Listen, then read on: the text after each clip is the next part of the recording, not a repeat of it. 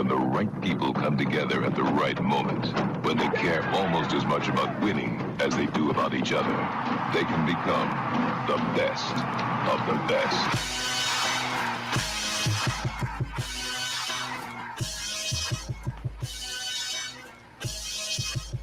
Welcome to the best soccer show, the best soccer show in the whole world.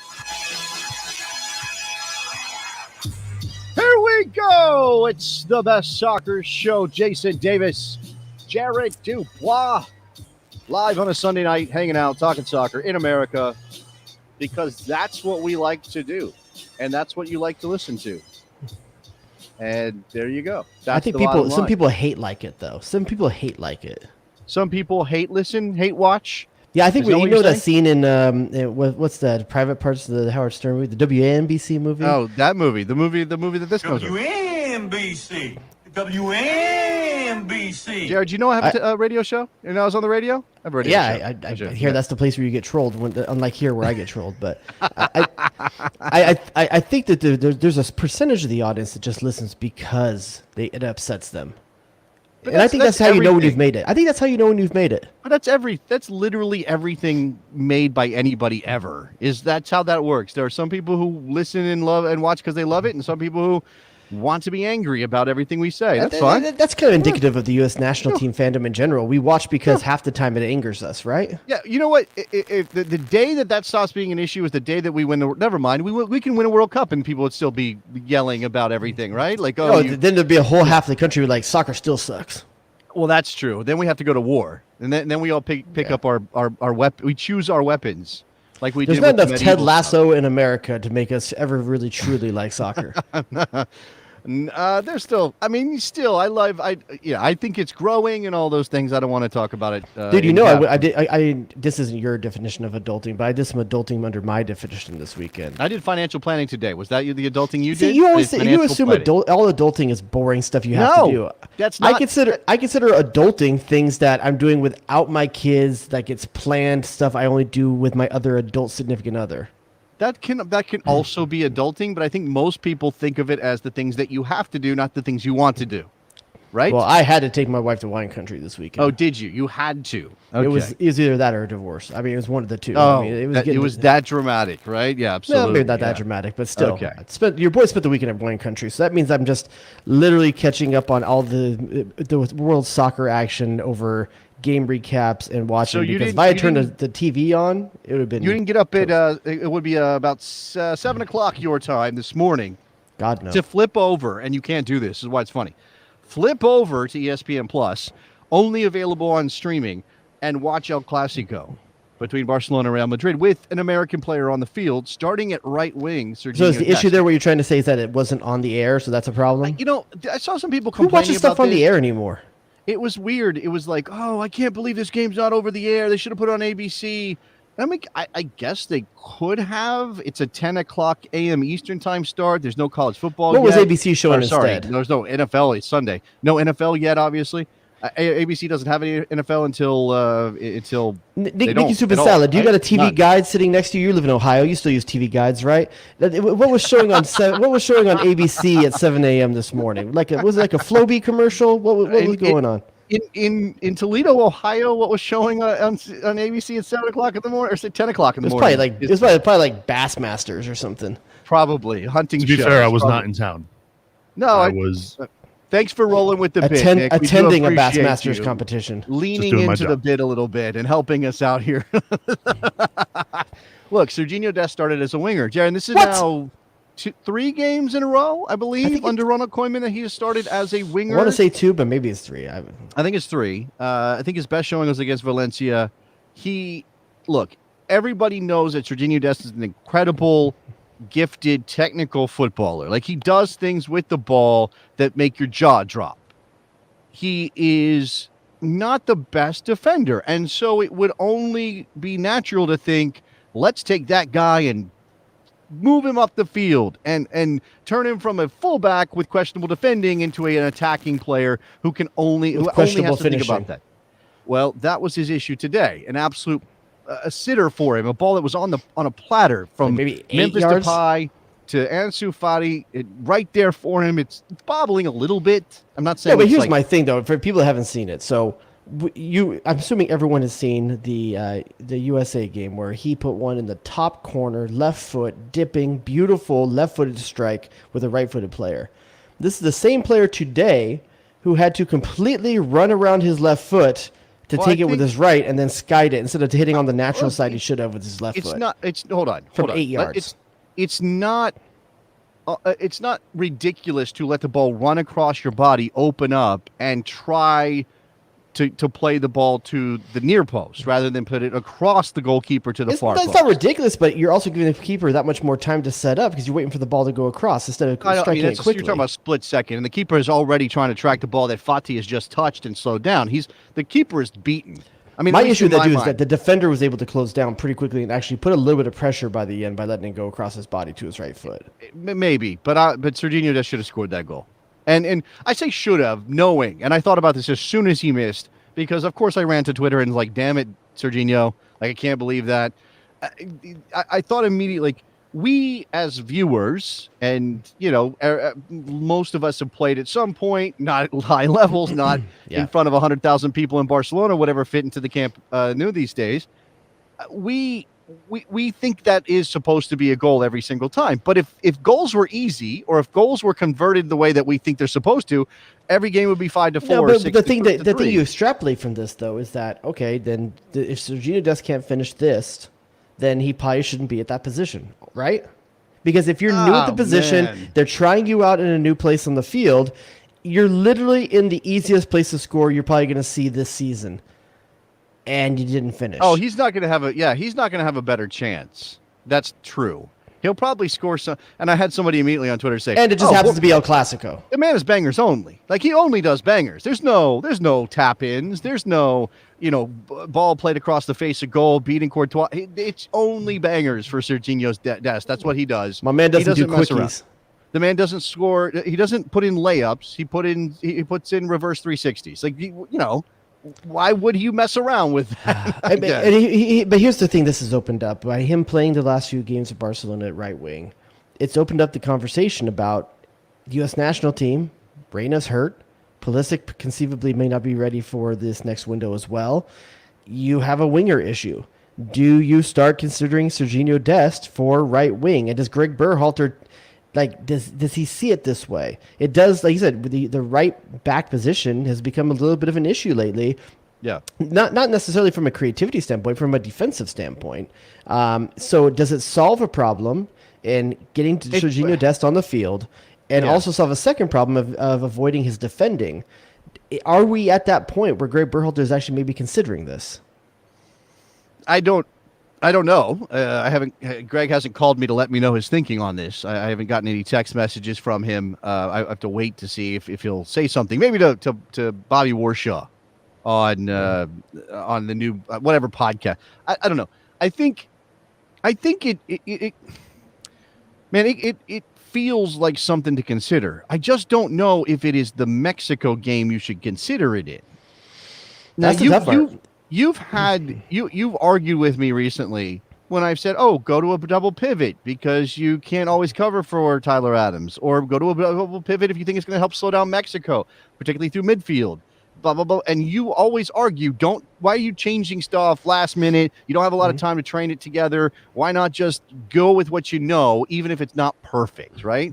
Yeah. That's always been. So is a positional shift for a player like Dest, who has literally never played higher than fullback for the U.S. men's national team. He's played as a just to wingback. tackle the issue you just brought up, changing to a formational change is way tougher for a team than just moving one player's position and playing the same formation. But you're also talking about responsibilities, understanding of partnerships, where people are going to be on the field, how they like to play, all those things, and you're going to try to enact that in the biggest game of the window or biggest game of qualifying so far. The most monumental. Whether it's the most important is kind of debatable because, you're not going to really presume all the points against Mexico. But at home against Mexico, in a game you want to win because it will send you towards Qatar 2022. I'm going to flip it the other way. I think the Mexico game might be the game to do it because, Mexico, unlike most of the teams in this region, even at home, we're worried defensively that Mexico could beat us, right?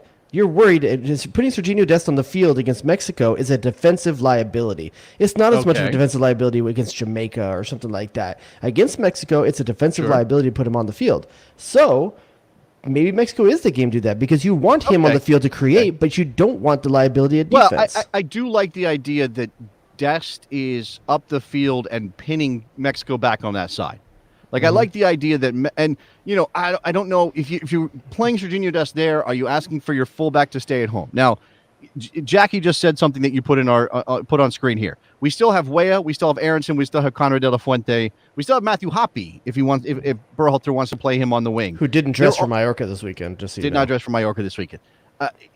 That's troubling, right? Right now, ahead of World Cup qualifying in November. But you have, on paper, you have options at the wing position. Maybe not. Paul Ariola, baby. Maybe not as many wing options as you would like, but you have options. Right back. Where are we with right back right now? It's Yedlin and Dest. Is there anybody else? Am I missing somebody? Oh, Joe Scally, new to the team. And look, I'm at this point. I'm like, would you play Sergiño Dest at right wing if it meant having a place for Joe Scally on the field? Well, I'm not desperate to throw Joe Scally to the Wolves against Mexico. But doesn't out of everyone we could name right now, Shaq Moore, Durian, Sergiño Dest, I throw Reggie Cannon. I'm going to keep Reggie Cannon out right now. Yeah, you can't. You go those three and Joe Scally. I've played more minutes recently. Out of those Reggie four I just named, which is the best? Which defender? Which right back do you have the most Scally's defensive the best confidence defensive in? Fullback in that scenario. Scally is. Yeah. I'd be surprised if he doesn't make this roster. If he doesn't make this roster, I think Berhalter's really kind of messed up. He'll be in the roster, and I'm just, that's me partly having some faith. Saint GGG or whatever. We're not saying you're not turning him into a saint, but Greg, please, do the right thing and bring Joe Scally. I think he'll make the right choice there, but that's also because his hand is forced a little bit. But you mentioned with Dest the ability to pin defenders back and get to the end line.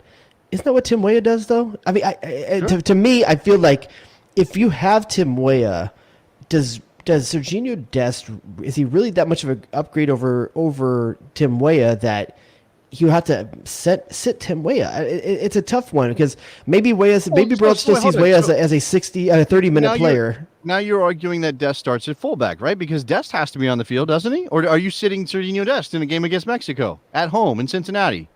Are you? Man, it depends what lineup and what other players he's going to be on the field. I think it's situational. I think you think he's a lock. You think he's a lock? Sound like me. Duh and or hello. I think that. Look, I think. I wasn't trying to argue that Dest should be right winger. I was just having a conversation about it. Okay, but it's obviously in the ether because he's playing there for his club and because the U.S. has been hit by injuries. If Gio Reyna was available, and by the way, a shot of Gio Reyna on the field in Austin with his dad walking around after a game indicates that Gio was in the U.S. rehabbing whatever injury he's dealing with, the hamstring injury he's dealing with. That's not good. I don't think that's good. It's certainly not good for November, right? I think we have to already check off. I think what that tells us is that Gio Reyna is not expected back till January. He's home for the holidays, man. I don't think. Come on. Why wouldn't Borussia Dortmund want to have him there rehabbing at their facility where they could look him over? I'm sure. Okay. I just don't think you can presume he's not going back to Germany until after their winter break. I don't think you can presume that. Okay. I'm not saying you're wrong. I don't know. I just think you can't presume that. Now, Gio, we kind of knew. Gio's been reported as he's not going to play in November. Christian Pulisic's a little bit of a different story. Now, that is, it's a different injury. It's an ankle injury versus a hamstring injury. The ankle injury should heal. Stanley Tucci makes it sound like it's kind of he's had a few setbacks in the recovery of this already. Yes, he's talked about. He looks like he's going to come back, and then he has some pain. And Stanley Tucci keeps saying things like, "I'm not going to say anything anymore because you guys will call me a liar, but I'm not a liar. We just don't know." Just like when Fauci said you don't have to wear a mask when he was trying to make sure masks didn't all disappear for medical personnel. Okay, I don't know what I don't want to get. Now a year later, 2 years later, I was like, "You said not to wear masks." If you go into Alex Jermaine Jones, I'm quitting this show tonight. I'm not doing any of that, are we? That's not what's happening on this show today. I wish we knew the true nature of Gio Reyna's injury. No one wants to tell you. The big media, they don't want you to know what the current status of that hamstring is. If they just take some of this hamstring 3000 that we sell on our website here, the InfoWars. It's definitely a lizard people question, right? That's the reason that that's the reason that the injury has been lingering so long. The lizard people, the smell of sulfur off of Stanley Tucci and Marco Rosa, who needs a name now. I don't know. All right, let's go to the phone lines. Felix in Chicago, who's becoming our one of our key regulars here. Felix, what you got, man? Hey, what's going on, guys? It's great when I don't have to wait on hold either for 45 minutes. So, yeah, I wanted to talk about what you guys were just bringing up, which is, Dest at right wing. My thoughts are, it's convenient, right? I'm tentative too to say go ahead and start him at right wing. Especially against Mexico, we have no idea how that's going to go. It's our toughest opponent, in region. But at the same time, with the prolonged injuries of Pulisic and Reyna, it's convenient that Dest is playing at right wing right now. And then at right back, I'm not really sure who to play. I know it's a name that nobody really wants to say. Shaq Moore has been starting again with Tenerife, so this idea that he's not playing, so why are we even talking about him? He is playing now. He's been playing since actually he came back from the October window. Yedlin's been getting regular minutes, and then I know everyone's just enamored with Joe Scally. I don't like the idea of throwing him to the Wolves against Mexico. That I feel like you're just setting the kid up for failure if he does bad. I think just like let's yeah, but I Felix, hate the idea that we always Felix, do this. You're talking about Joe Scally. His first professional appearance in the Bundesliga was against Bayern Munich. The guy has been thrown to the wolves before, and he's shown well.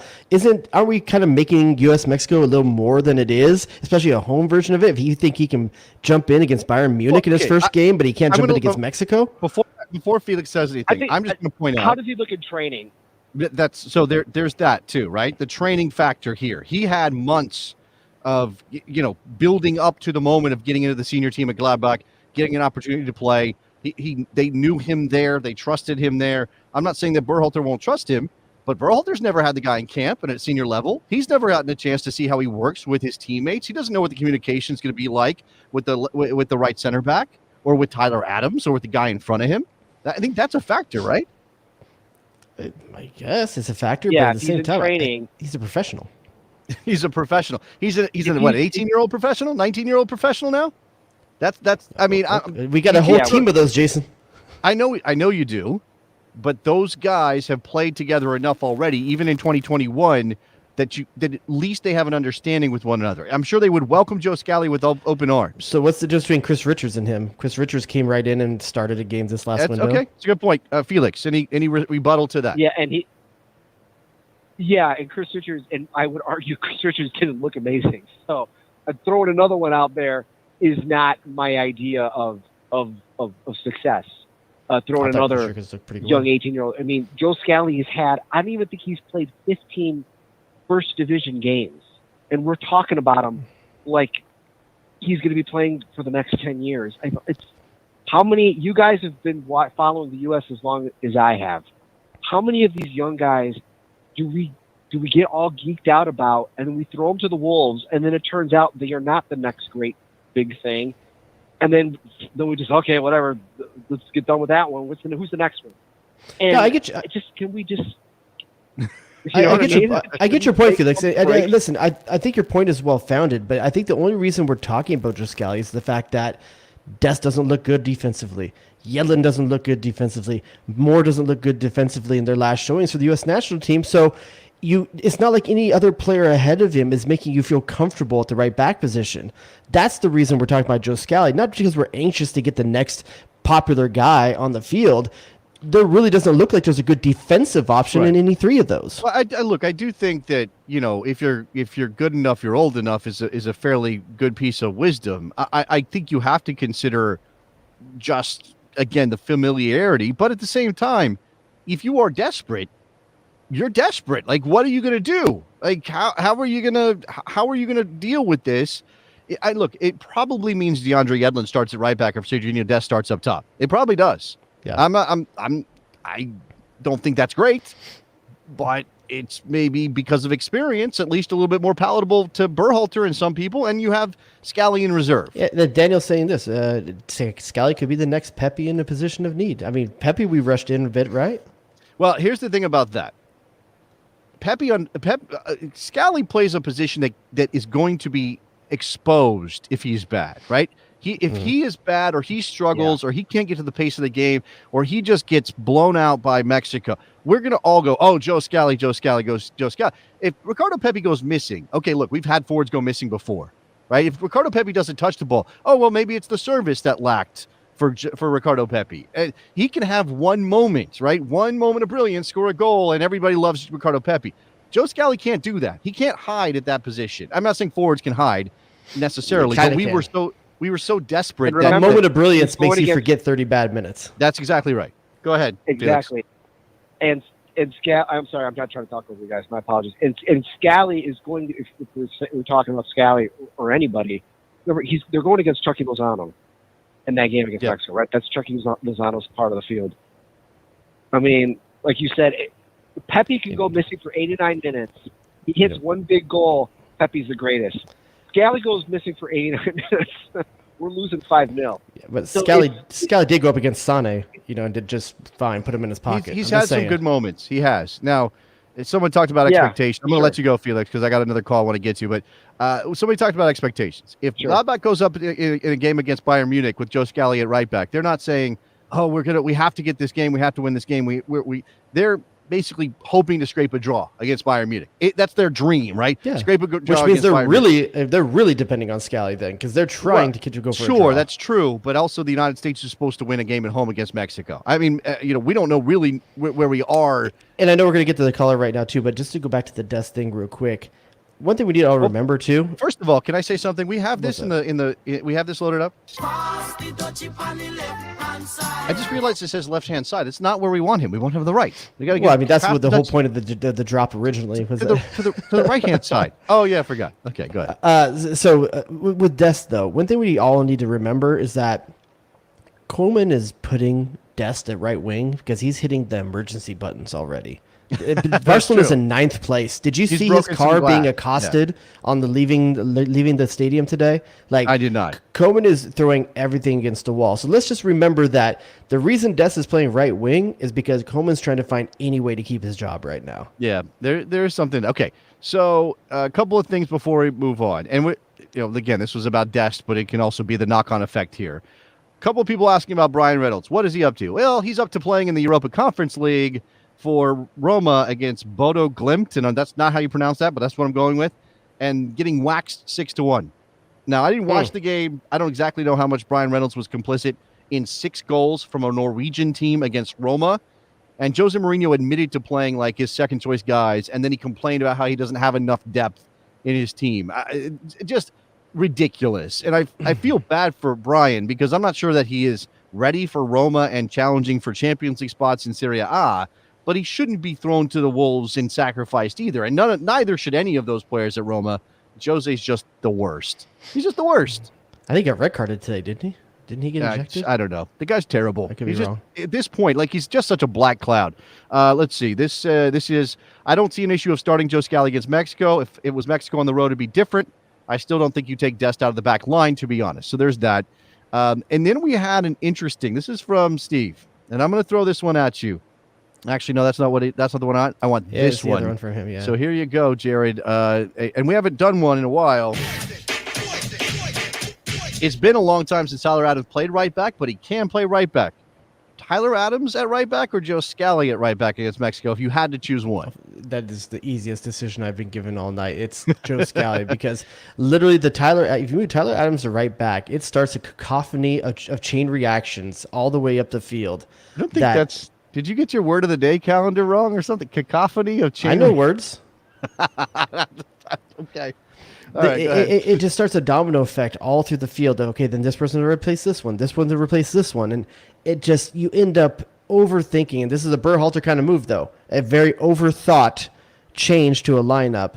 And I just don't see how moving Tyler Adams from anywhere. We've had multiple discussions about Tyler Adams is the most important player on the field for the United States. And look, even if you thought there was somebody ready to step in, Kellen Acosta looked terrible against Panama. I don't think anybody's ready to throw him back out there and see. And look, he did acquit himself very well against Mexico in the Gold Cup final, and you do give him credit for that. But you still don't want to move Tyler Adams off that spot. And if you have any idea that Gianluca Busio somehow is that guy, well, he got hurt this weekend, and we don't exactly know what his prognosis off the field at halftime or something. So we've got injury issues that have now suddenly cropped up all over the place, and it makes you wonder, what this is going to look like when we get to November 12th. I mean, I wanted to believe, Jared, that we were going to have the best 11 that the United States could field. That ain't going to happen. I mean, it's not going to happen for a couple of reasons, but it ain't going to happen in the front line at the very least. I'm hoping that with the holiday break going into January, that's enough time to get Reyna and Pulisic back on the field, because I don't expect to see either one of them on November 12th.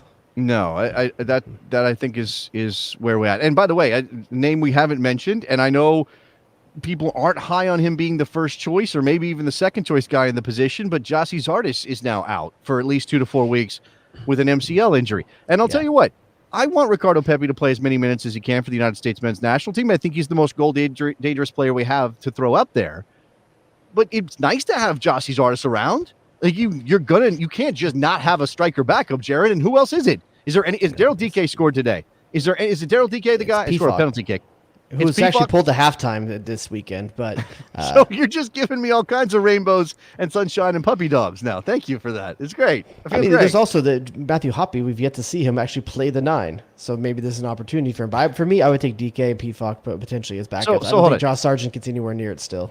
Matthew Hoppe, who maybe plays as a dual striker in a dual striker system at Mallorca when he's on the field, but hasn't played center forward for the U.S. men's national team, but also didn't dress this weekend for Mallorca. That's a guy you're going to throw out there and be like, hey, maybe he can play the 9. That's where we're at. Well, but first of all, we don't know why he didn't dress. He could have a small knock or something like that. We don't know. Maybe COVID protocols or something. You're right. It could be a number of different things. We don't know why he didn't dress right now. Could be a number of different things. I'm just saying there's no great answer to any of this, but obviously Berhalter's thought enough of him to bring him into the last camp. If Josh Sargent doesn't seem to be featuring, this team lost 7-0, I think, over the week, or 7-1 over the weekend. I mean, he's in a terrible club situation right now. How does Clark still have a job, by the way? How does the manager of Norwich still have a job? Does he have a job right now, or did I miss him getting fired? How is that possible? I haven't heard anything about it, so I don't know. I mean, this is the guy who caused a firestorm because he told somebody that the reason Josh Sargent wasn't called in the national team is because they wanted to focus on MLS players, which is ridiculous considering Josh Sargent had not scored any goals for Norwich, was not playing well, and wasn't even playing as a center forward under the guy who said these words. With Zardes out and the winger situation, what it is, Busio potentially being out, I think you really kind of need to bring in a player that can potentially cover a number of different positions. And when I think of that right now in the U.S. system, a guy I'd like to see get a shot, not to start, but just to bring along, is Jesus Ferreira, a guy that can play a number of different areas on the field up front. Wow. And you think about the combination and the partnership with Ricardo Pepi.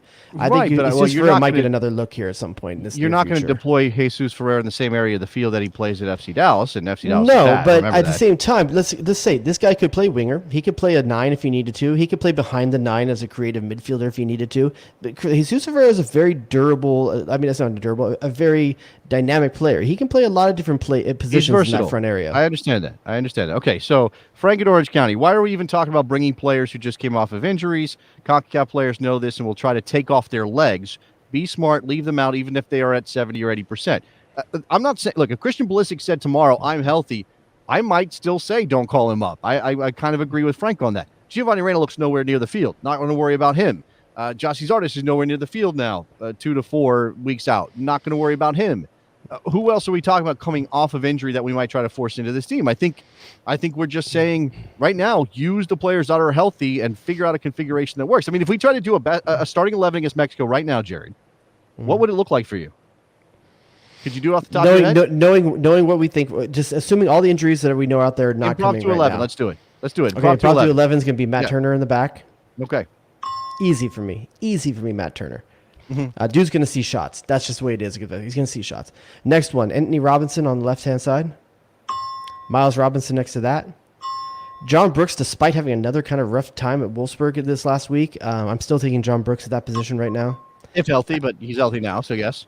I'm going with Joe Scally at right back. Woo! Okay, I'll go with you. I think, and here's one of the reasons why. I kind of like the idea of Sergiño Dest coming off the bench, tired legs later on in the game if you need it. Okay, well, now I don't know, because I still think you need Dest on the field. I think he's going to scare the crap out of Mexico, and I think they're going to have to account for him. I think he scares the crap out of me on defense. Sure, but without Pulisic on the field, you don't have a gravity guy. You don't have a guy that's going to pull players around the field as he moves with the ball. So, okay, if you're taking Dest out, well, then I'm not on board with Scally. But if you're going to put Dest in the lineup as a right forward and a right winger, who are you putting in the right back? Well, I know you're going to go with Tim Weah. Well, in this case, if it's still my 11, I'm taking Sergiño Dest at right back. I'm putting Sergiño Dest at right back. Go ahead. Okay. MMA midfield, as Steve Hidalgo says here. Now, MMA midfield, although we were just ahead of the show, we're talking about getting ready for this. We mentioned Weston McKennie got another. By the way, Maxi Allegri sent some real mixed messages. That dude is confusing the hell out of me. It sounds like he doesn't believe in McKennie. He talks about the goals he's not scoring, and then he continues to start the kid. And obviously the Juve fans have turned on the dude completely. So they draw with Inter Milan because Dybala scores a penalty late, and I know that Inzaghi was pissed and got sent off. I didn't get a chance to watch much of the game. I know McKennie, did his McKennie things, and that splits people. Are you on board with Weston McKennie being a starter for the U.S. men's national team right now in his current form? Yeah, with Busio, I'm assuming injured, yes. Okay. All right, so that's the MMA midfield. Your forward line, please. On the left-hand side, we got Brandon Aronson. Middle, I got Pepi. Right side, I got Weah.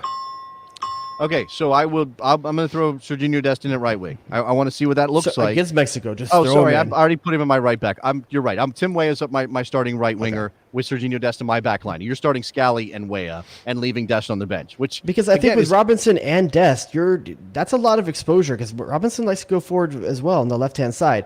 Tyler Adams can only cover one of those two spots. This is true. I know, and you risk the center backs getting split, and Raul Jimenez, and I understand. There's danger here. Now, hope you could also deploy McKennie a little deeper, maybe not as a double pivot, but ask him to do more defensive work and stay in that area of the field. But then obviously that means you're going to have a problem trying to link and get runners into the box, especially if you play wide with those overloads that you're going to create with Aronson and Robinson on one side and Weah, Dest, or Dest, Scally on the other side, or Scally, Weah. Puts out there Luca De La Torre as an option for McKennie, but says he prefers McKennie versus Mexico as well. And we still got, I believe, Anthony from Florida online. I've been waiting. I've been ignoring Anthony in Florida. I did not mean to do that. My sincere apologies. Anthony in Florida, since we're on this anyway. Go ahead, man. I have a question actually for you guys. In terms of our system, our prospects and stuff, do we have any skill sets? Do any of the players that we have called up right now or in the system have the talent and skill set to play a system where we have right wing backs and then wingers in the front, in the forward position? Have wingers and right wing backs and stuff like that. So what are we talking about? Are you talking like a 4-3-3 or 3-5-2? What are you talking about with this? 3-5-2. 3-5-2. Well, 3-5-2. You're not playing with you don't have wide wingers forwards in the front. Yeah. Yeah, you're not. You're playing with a couple of. If you're going to do a 3-5-2, then the conversations gets kind of fun when you start talking about Jesus Ferreira again. Like that's. Okay. I'm just saying, like in terms of a partner forward. Like that's where I start thinking where this is a decent kind of guy to kind of get into there. I mean, who else are you talking about as the second striker then? Well, that's the thing. I don't think there's anybody. No, my mistake. 4-4-3. The 4-3-3. 4-3-3. I think you're seeing it right now. I think if you're talking about guys past the guys that are, we just talked about the guys that are available for right now. Then you're having Dest and Anthony Robinson to run the wings, and you got probably Weah and Aronson. Now, if you're talking about guys behind the guys, you're talking about prospects. That's what you were saying. Well, you got the Conrad De La Fuentes. I think he's simply asking how can we play with wing backs, but also with players playing wide up top. But again, you're crowding space, and we're not talking about that working in any particular way. And you're also losing bodies in midfield. So against Mexico, that's going to be a disaster. So but all intents and purposes, we're doing that. 4-3-3 with Anthony Robinson, Sergiño Dest. Whether you like it or not, those are potential wingbacks playing in a 4-man set in the back. Sure. Whether Dest is supposed to or not, he is going to play like a wingback in a 4-3-3. No, I understand. I understand you're getting your fullbacks high up the field and they're going to play wide. I'm suggesting that when you have wing forwards. I know you don't like any of this nomenclature, Jared, but you have wing forwards. But Aronson and Dest or Weah or whoever plays on the right, those players aren't going to be chalk on the boot. They're not going to stay out there on the flank and crowd the space that the fullback wants to use. They're going to drift inside. They're going to play combinations. They're going to drop off. Yeah, this is a good shot from Ramiro Castano in the chat. And Way has been good as a second striker for Lille when deployed there. He's played there next to Jonathan David a few different times. I agree. I think he's looked good there as well when he's been asked to play there. So obviously Way is an option up there as well for that 2-man set if you were to run one. Okay. I'm going to let Anthony go. Appreciate the phone call. We do have phone lines open, 717-727-2378. I will get to you, I promise, on the issues of starting lineup against Mexico, on the formation. I know, look, and again, we are throwing out formations here 6 games into World Cup qualifying with questions about personnel because of injury and the potential of bringing in new bodies or throwing players into positions they haven't played before. It makes me wonder It's an issue of how injury. much you can complicate this, right? And how far down this road of tinkering do we want to go? Considering my major criticism of Gregg Berhalter has been that the man tinkers too damn much. Stop tinkering. But he's also right? been put in a position where he has to. No, I agree with you. I agree with you. I think he tinkers too much willingly. But he's also been asked to do a lot of workarounds in terms of your star players and injuries, more than maybe any other team, to be honest with you. Like, you think of any other CONCACAF team that's had to do more tinkering because star injuries? Here's a reason to start Sergiño Dest as a right winger, okay? You don't without Pulisic and Reina on the field, and I know that you just won a game without those two guys, and you figured out how to do it, and it worked, but against a very tired Costa Rica team. Without Reina and without Pulisic on the field, you don't have an on-the-ball playmaker. You just don't, right? You don't have a guy who's going to, with the ball at his feet, beat a player on the dribble, find a pass, play somebody in back post, make the great run, go on his own and create a shot. Is there anybody in this team that can do that except for Sergiño Dest? I don't think there's people that do it as well as them. I think Musa can break a line, dribble a player. Oh, come on. You don't think Aronson can beat a guy in a dribble? You don't think Weah can beat a guy in a dribble? I think Aronson's game is best moving into space and receiving the ball in that space. Okay.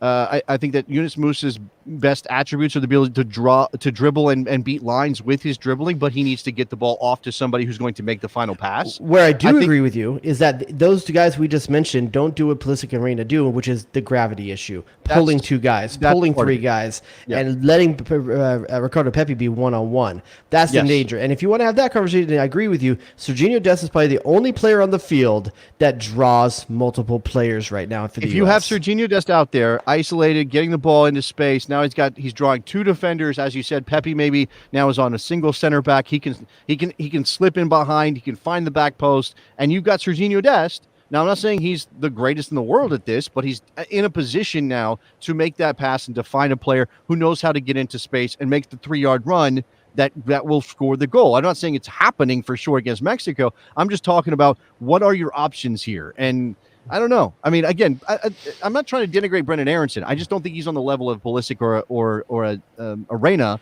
Do you think Mexico's game planning for Dest to be a right winger? That's interesting. I think Tata probably games plans for almost everything. And I also think that Tata gets in his own head sometimes too. And I think that's been one of Mexico's issues. Who's Mexico's starting left back these days? I don't even know off the top of my head. So the last 2 times out, I was just looking at this. They've started 2 different guys. Jesus Gallardo has started. He started against Honduras in a 3-0 victory. In the game against El Salvador, which they won 2-0, and there was a little bit of rotation there. So Tata was tinkering a bit because of just tired legs and everything else. Osvaldo Rodriguez is the guy who started there. So he's a 25-year-old who plays at León. So they've got a couple of Liga left backs who are their starters there. I'll say this. For a guy that's 25 years old playing in Lyon, it's got to be intimidating with Sergiño Dest, the guy at Barcelona, is lining up in front of you. Sure. But that being said, I think Mexico overall has a lot of confidence. You know that the all of that kind of goes out the window when it's USA Mexico. Now, but here's my other thing about starting Dest, though. Like, it's US Mexico, dude. This shit's gonna get physical and ugly. Does Dest do well in ugly physical games? Is that his game? Like, he'll learn some fouls. But do we have a free kick taker? No. Yeah, but come on. I mean, I think you don't look at Chucky Lozano or Tecatito Corona and say those guys are going to be physical. But they do. They fight, right? They have the attitude. I think Sergiño Dest has an attitude. I think he can bring it. I think if you have the right kind of mentality in the team before the game, you can. I mean, the guy seems like he's so laid back all the time. I don't think that dude has the attitude you're thinking, man. I think his attitude is like, hey, don't scratch my handbag. It's Louis Vuitton. I just don't see it, man. I'd rather have a fighter, man. I think Tim Weah is a fighter. Who is that then? Is Tim Weah your fighter? Tim Weah is a boxer out there, dude. I think he's a fighter, yeah. I think Pepi could be a fighter as well. I think against Mexico, if there's ever a game you want Ricardo Pepi starting, it's this Mexico game. This dude's got a chip on his shoulder. No question about He's got something to prove, and you want to have a guy that's going to set him up. And I will say this: Dest, we did say he missed a sitter for Barcelona today. He did have a nice assist on the only goal of the game for Barcelona, like the 96th minute or something like that.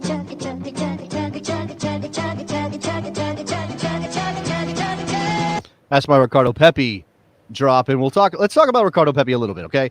So there the like swirling rumors around Ricardo Pepi are fascinating right now. He is obviously an in-demand player. He clearly has that scent of goal, the eye for goal. He knows how to score. His game in other ways is still evolving and rounding into form, and it's kind of tough to know exactly what kind of forward he's going to be that way.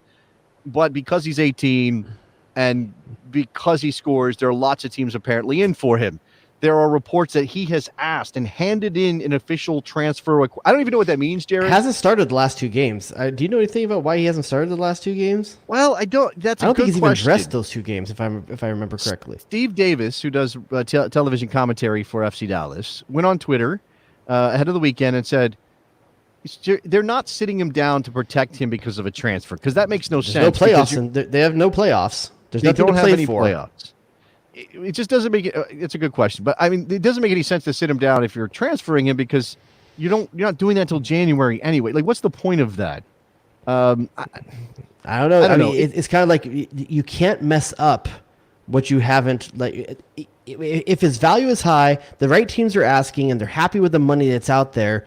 Starting him really has more of a chance of lessening that than making it go higher. I don't know. I don't know. I will. I'm going to push look at Daryl DK, man. Dude got hurt at the wrong time. No, that's true. But I think Ricardo Pepi's star is brighter than Daryl DK's ever was. I mean, that's obviously because he scored for the national team. I guess that's part of it. Jackie says he had a cut on his foot. I think there may be something to that. There may be some small injury he's dealing with. It's not necessarily anything nefarious or behind the scenes. However, that does lead us to, should he go and where should he go? And we've had a question on Twitter about where he should go. But I think that presumes he's going. Are we 100% going? I mean, if the rumors are he's asking for a transfer, I mean, first of all, yes, I think he should go. I think he should go. Absolutely. Not is he going? You think he should go? I think he should go for a couple of different reasons. Or for the national team? Both, if it's the right. Okay. This is where he goes is important, because you shouldn't go if you're going to go to a position a place that you're not going to get play time. Because that is going to be so. The rumors you heard like just this weekend, Man U and Liverpool are talking about him now. That's what's being talked about. Like, don't go there, kid. Don't go there. Okay, we need you ready in January. I mean, there's games in January. There's games in February. Sure. He's not going to have a starting spot in minutes at Man U or Liverpool in that time. And for me, as a selfish U.S. national team, I'm everything I'm saying is from a U.S. national team perspective, not a Ricardo Pepi perspective. So I say I like the rumors when they talk about Wolfsburg and Ajax. Those are the ones when I hear those names out there, and those are two of the leading ones from what's out there right now. I like the idea of those teams. I like the idea of what that means and the potential minutes that he could get while also getting a stage. And Bundesliga is a great platform for Americans. We've seen that over and over. Ajax, no one turns out strikers onto better teams better than Ajax. So Yeah. if that's where he goes, you got to feel good about that. Okay, so those are the two teams from. Okay, well, Wolfsburg is a little scary. I don't know. They're not playing well. But No, all the more reason why you may want them to go there, because they need a guy to turn their fortunes. I do agree that a place like Wolfsburg is a Champions League level club. Let's not forget about that. It's not like there's some dregs of the Bundesliga. I like the idea of Wolfsburg over Liverpool, over United, over anybody else that's been mentioned. And there's some Borussia Dortmund. Now, the only way to Borussia Dortmund makes sense is if Erling Haaland's leaving this summer. True. Or at some point in the near future. And I find it hard to. Here's the thing that continually confuses and confounds me. I'm confused and I'm confounded.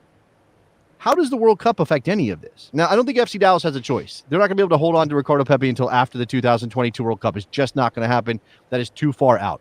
But we're talking about clubs like Dortmund, who is going to have so many teams in for Erling Haaland at insane numbers. Are they going to be able to hold on to him until after the? Does it even matter for a player like Haaland? So if Dortmund sells Haaland, say next summer, is that okay for Ricardo? I'm not saying Ricardo Pepi is Erling Haaland, by the way, but is it okay for Pepi to suddenly be there at Dortmund? Ajax is interesting. Now they've got a decent striker of their own who can score goals and has done so in the Champions League and everything else, Sebastian Haller. But I think he's 27, and his value is not going to get any higher at this point. So maybe Ajax would be considering selling him. Red Bull Salzburg is the other one. Shout out to Steve. That's an incredible. I think that's the place that makes me the most comfortable. It's not the highest level. Clearly, we're watching Brennan Aronson run circles around people in the Austrian Bundesliga. Yeah, the kid is a good player, player, but though that Salzburg gets you off the map. that's what I'm saying. Salzburg is obviously a stepping stone, and Aronson may end up at Leipzig sooner rather than later because that's the natural place for him to go. Then here's the pick your poison for you, sir. And we've mentioned both of these teams now. Okay, here we go. You're Ricardo Pepi's agent. Oh, okay, great. Same amount of money. Same What kind amount of car of am I money. buying after all this is over? That's what I'm thinking about. Same amount of money. Are Yeah. you going to Red Bull Salzburg or Ajax? I am going to, that might be a coin flip. I know that I'm going to. Now we know that Ajax is a better team classically than Salzburg. Yes. Ajax probably more Yes. competition in terms Yes. of a striker role, more talent on the team probably. Yes. Salzburg though isn't afraid to let people go, just like Ajax, once they've reached a certain plateau. Right. What do you think? Wow. I think based on recent results and, even with their history, yeah, okay. I'll take Ajax. I am almost intoxicated enough by the Red Bull program and the almost guaranteed opportunity to go to Leipzig at some point. But at the same time, Yeah, but Jesse Marsch might already destroyed Leipzig by the time that comes around. Oh my God! I mean, look at who's the kid they sold to Leicester? Who's the kid the Red Bull sold? I mean, obviously Erling Haaland stands out as an example of that as well. But who's the kid they sold to?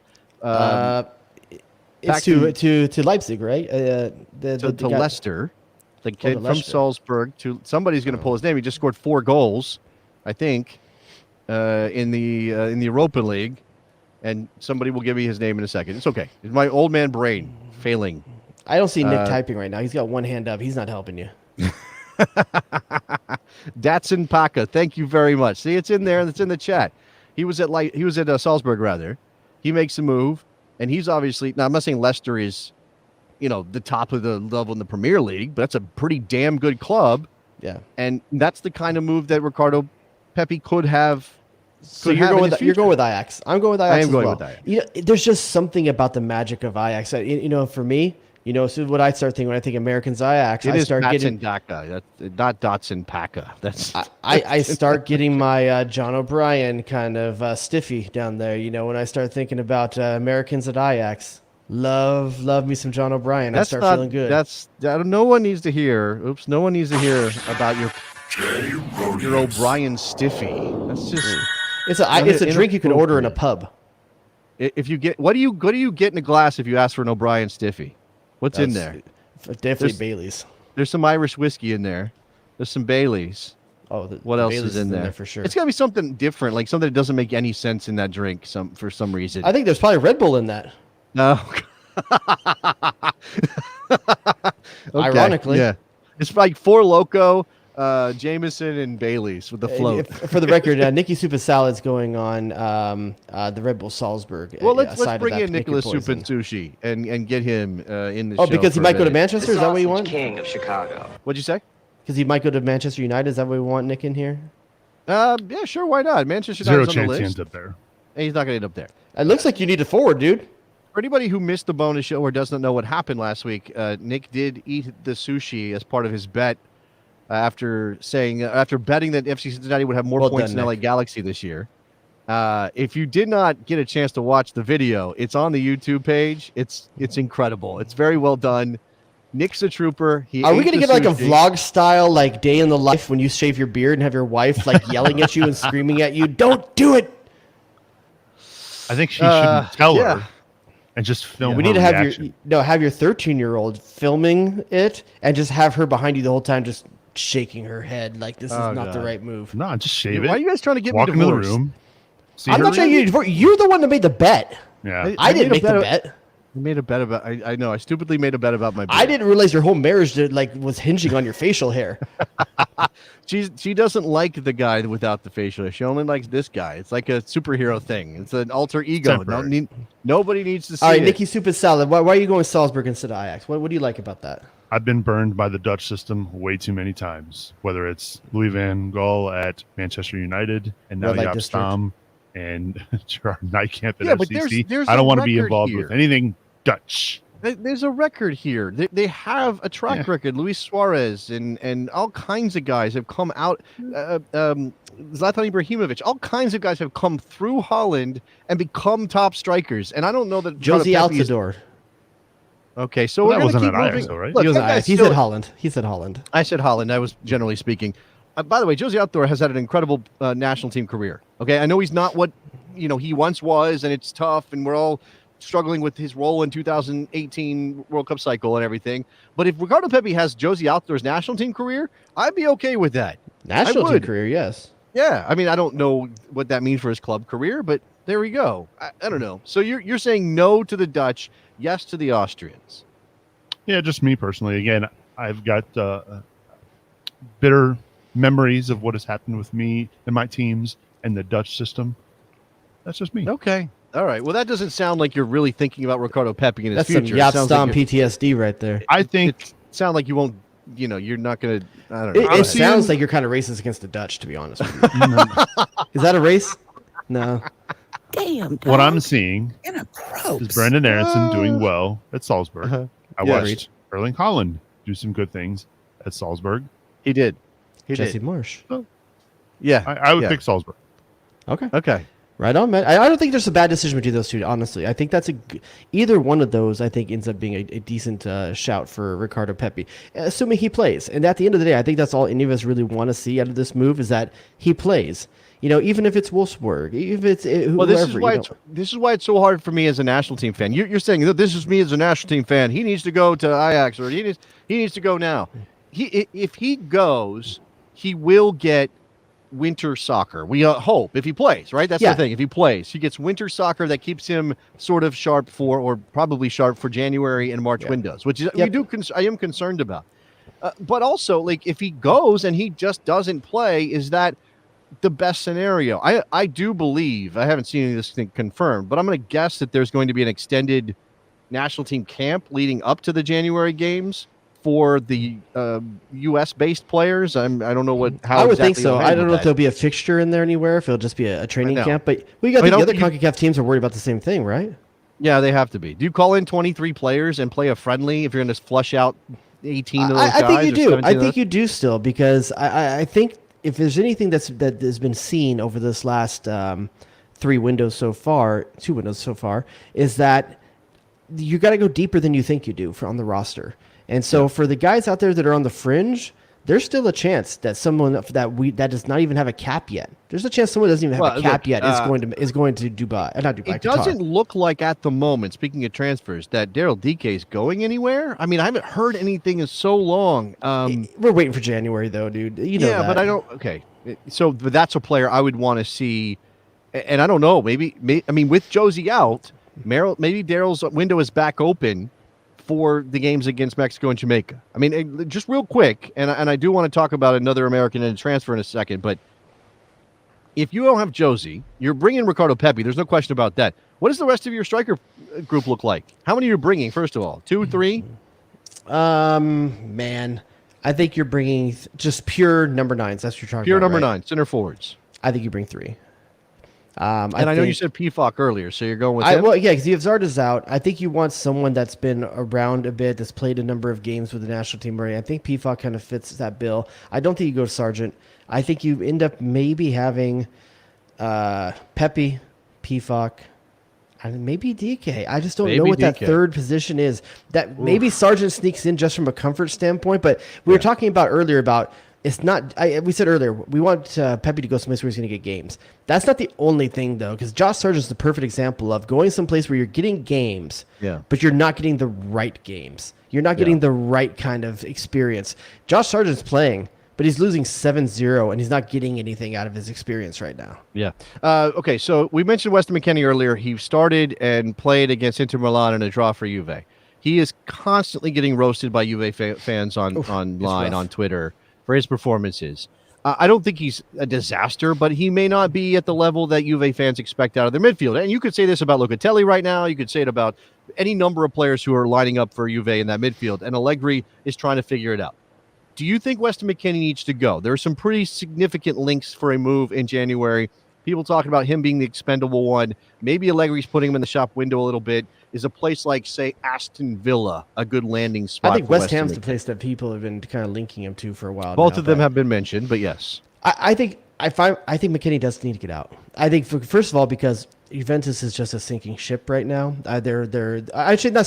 They're not sinking. They're listless. They're listless. They're kind of back to just staying level. There's no direction is the thing. And Weston McKennie is going to be their whipping boy. The guy's won there before, so wouldn't you expect him to have direction? McKennie's going to be their whipping boy as long as he's there because it's easy. He's the American. And he's not playing great. He's not playing necessarily bad, I don't think, but it's easy. And he has his value is probably the highest it's going to be anytime soon. Let him get a move. Get him out of a place that's... Listen, while he's been there, he's had COVID protocol issues. Also, like he's had with it, like, does he need to be around a different set of people? Like, he might need to be around a different set of people. Now, is the English media what you really want him around right now? That I don't know. Oh, that's a good point. But I was going to say, what you're saying is the Italians are interesting and the English are boring, so he should go to England. That's what you're telling me? Are you being racist? If you go to West Ham and now you're in London and you got the English press, I tell you what, Weston McKennie going to have some fun. But it does worry me a little bit. But I think Weston McKennie should make a move. I really do. I really kind of want to stick it out. That's not any better. Tottenham in London as well. That's not any better. That's not. I think McKennie needs to move just for the sake of. I think he needs to see what he is outside of that place. Okay. I kind of agree. And it will mean downgrading, right? He's not going to be at one of the most famous clubs in Europe in his next spot. It's not going to happen. And obviously Juve is not what they used to be right now. But he's not going to be the Champions League level, probably. Like, I don't see anybody in the Champions League right now coming in for Weston McKennie. I don't think he needs to be. I don't think McKennie needs to be at a Champions level team. Okay. He needs to be a team where it's going to utilize him. Because here's the thing. Juventus has been between the two coaches so far, we don't know what Weston McKennie's position is for Juventus, or even sometimes for the national team, to be honest with you. But when he went from Schalke to Juventus, what role did we think he was? Holding defensive midfielder, right? Somewhere in that range? Probably. He's played on the front line, I think, half the games for Juventus. No, he's been mostly in a midfield trio, from what I can tell. And also, when he's in the midfield, he's been advanced, and he has been used on the forward line as well. This is what I said. Allegri keeps talking about the kid's got 10 goals or 12 goals in him. And like, okay, really? Does he? How? How does he? If you can't figure things out, never mind. I don't want to get into Juve. Steve says, here we go. How about this? How about McKennie to Newcastle? There you go. Well, they got money to spend. Yeah, and Newcastle's not London. Let me just say that. Well, but here's the thing. You don't think Newcastle wants like an American? They want some jerseys in the U.S. Oh, man. But if Newcastle, here's an interesting question. Newcastle has money to spend. Have you seen the costumes that they've been wearing on Tyneside? Have you seen? Oh, man, it's not good. They got bought by Saudi Arabians, right? It's not good. I'll tell you, it's not good. I can imagine. But if you're Newcastle and you got money to spend and you want to sell jerseys in the U.S., what American player do you splash cash on? Ricardo Pepi. Ricardo You Pepi. think that's the guy that you bring Ricardo Pepi? That's the guy that's going to sell jerseys?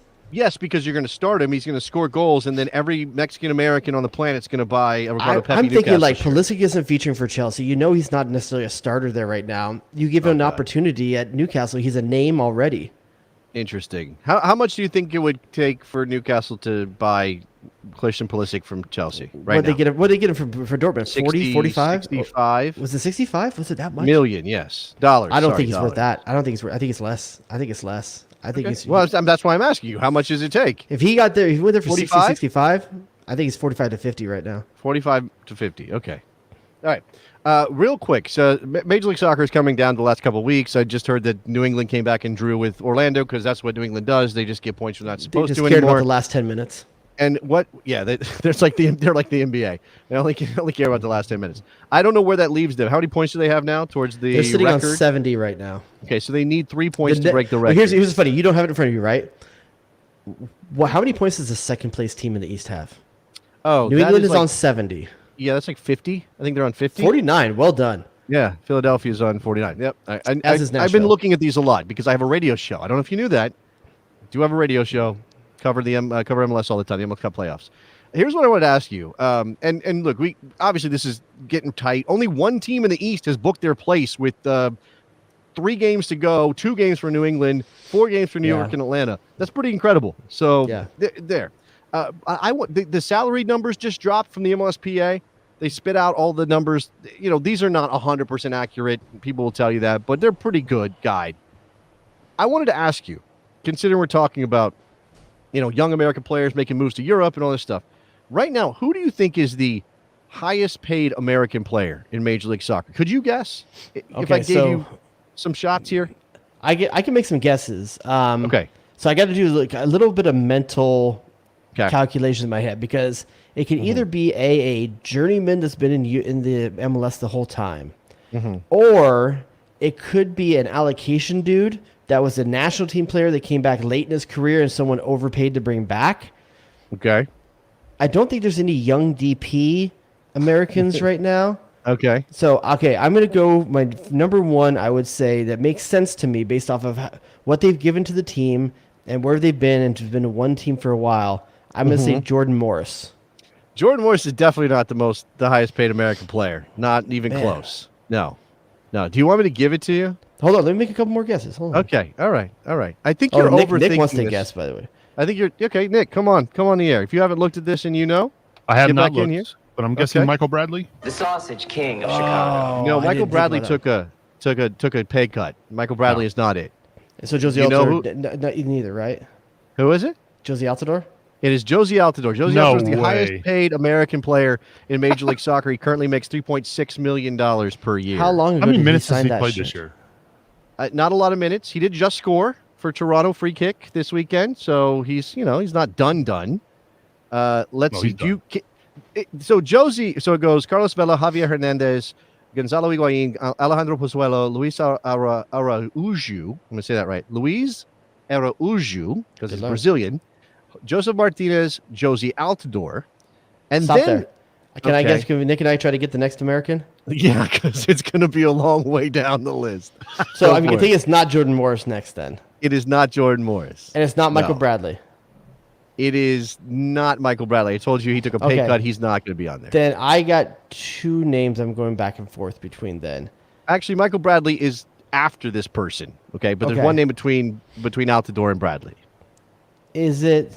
Man, I've got 2 that I want to go back, but neither one I think maybe gets enough money out of this. My 2 are either Leggett or Areola. Okay, so both those guys make good money. Nick, do you have someone else? Neither of them. My only concern is the position. I'm going to say Guzan. It is not Brad Guzan, no. I don't think you're going to get this guy, although you probably should. If you think about how Jeff good Cameron? he is. No. You should, based on how good he is at his position, but there's something about this player that keeps him off the radar. Oh, I know. Who is it? Is it Nagby? It is Darlington Nagby. That makes sense. Yes, Darlington Nagby. All the guys does is lift trophies. $1.7 million. So you go from 3.6 down to 1.7, and then Michael Bradley's on 1.5. Jossie Zardes is on 1.4. Let's see. Who else? Jordan Morris is on 1.27, so he's not too far down. But it just tells you, like, Americans don't make the big bucks, that's for sure. Let's see. Who else? Kellen Acosta is on $1 million, basically. So we still have not gotten to Areola, Morris, or Omar Gonzalez. Lletget. Omar Gonzalez is on a base of 780,000. Okay, we just got to realize that Toronto super overpaid to get one championship a few years Paul ago. Arriola, $1 million, basically. So right there. That dude's on right? $1 million. He's on $1 million. That's Paul hot. Arriola. You would think he'd buy better hair dye. Alejandro Bedoya also on $1 million, which That I think makes is worth. sense, He's worth that. He's worth that, right? Yeah, what's Did you just Lletget say on? something about Paul Arriola and hair dye? What did you say? Yeah, Okay. you think he'd buy better, like he could frost his tips better, you know? Like, Oh, I see.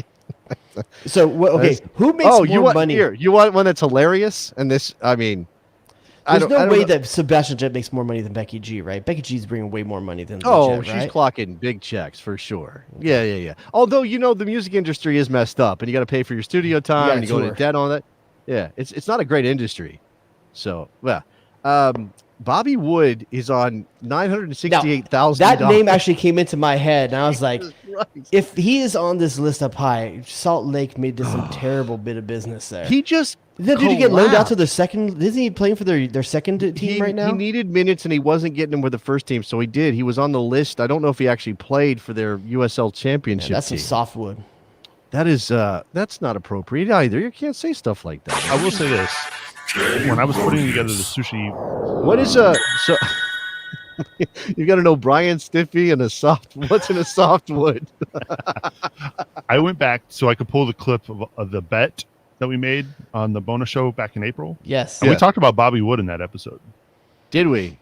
Do you What did remember we what? say? Do you remember what the over under on how many goals he would score would be? Oh, I forget. It was probably around 12.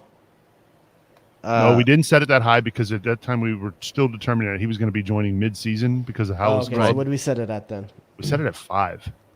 Is he under? I have no idea yeah. where he's at. I mean, Does he even have one? I don't think Bobby Wood has a goal for RSL. I don't think so. Does Bobby Wood have a chat? Does Bobby Wood have a goal for? I don't think I would have heard about this. Maybe it's like one. Maybe he has one goal for RSL. Something like that. Man. I wonder how Yeah. many other players have more goals. Here- I mean, every here's- other player has more goals. This might be true, by the way. He subbed off for that 13-year-old in the USL. Did you know about that? There's a He what? 13-year-old. Oh, he scored two goals this year for RSL. 2 goals. Okay. Yeah. Man, that's a tough bit of business right there. That's $1 million for 2 goals. I mean, don't get me wrong. Last year, Chicharito was a way bigger failure. Oh, for sure. Yeah. So 502 believe I minutes. didn't know. he was. 2 goals. I Bobby should have Wood known Josie was the number one. I should have known Josie was the number one. Bobby Toronto Wood paid came so off. much money. on Friday night. Bobby Wood came off in a game for the Real Monarchs in the USL Championship. He was replaced by 13-year-old Axel Kai, who made his badass debut. name. The youngest Great name. ever player to make a professional appearance in American team sports. But he's younger than a 60th dude. birthday. 13? Yeah. That's my Yeah, son's age. 13 years, Yeah, 9 what's his months, problem, and dude? 9 Why days. isn't your son doing anything yet? My kid's Oh, age man. too. My kids are a little bit younger than that, but that's my kid's age too. Good lord! Think of all the things your kid can't do at 13. like do anything for himself, like Yes. put on deodorant in the morning. Cook ramen. Oh my god! Yeah, that's wild. Okay, since we have Nicholas Soup and Sushi here, this is the opportunity to bring you on and talk about any reviews. That 13-year-old seeing like man-sized hang-downs in the locker room right now.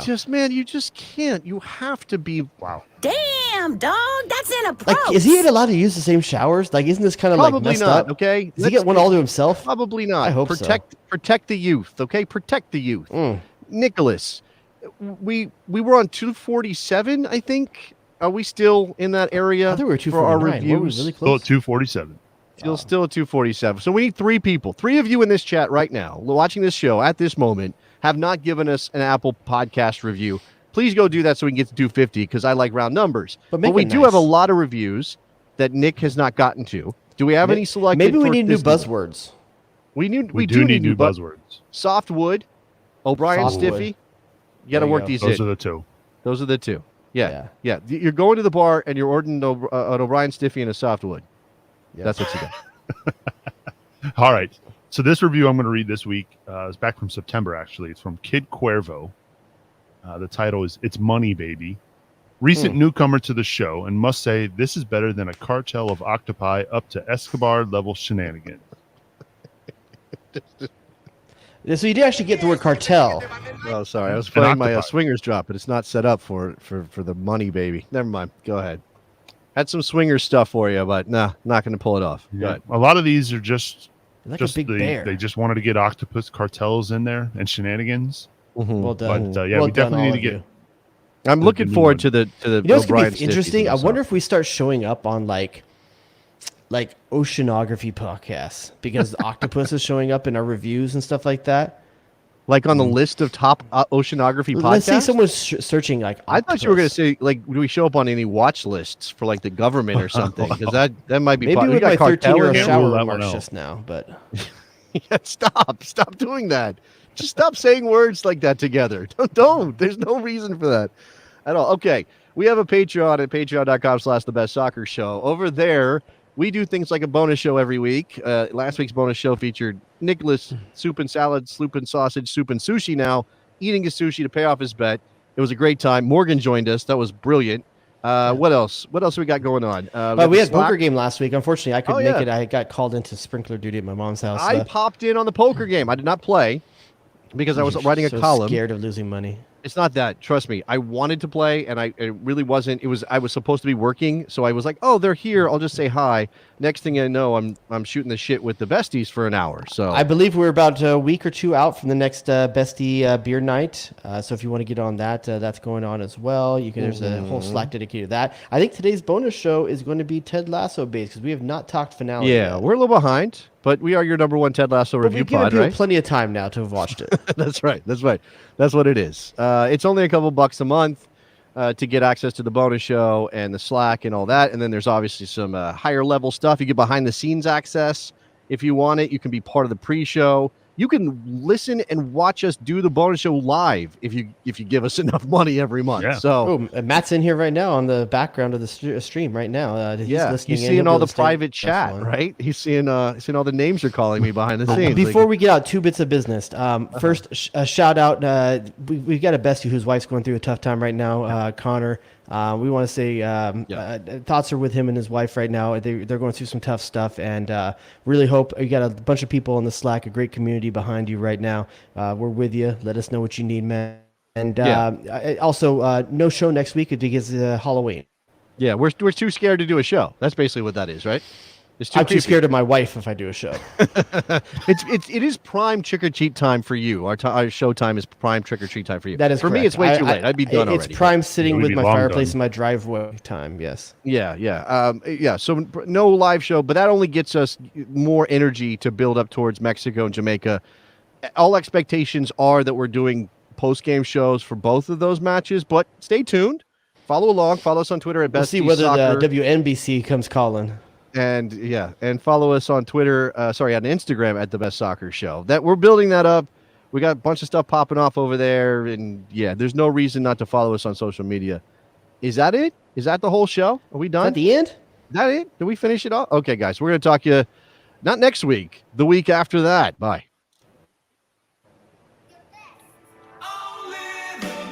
Michael freaking Arasco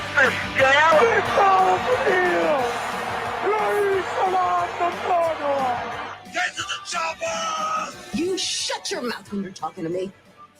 What? We just become best friends? Yep. Danger zone! The Sausage King of Chicago. You got to coordinate. Go to DEFCON 2. Playing hot dogs and donuts with 2 fangirls in the locker room? Someone seems to think you have talent. But unfortunately, this is Los Angeles. I need more than talent. I need stars. Enjoy the party. Jay Rodius.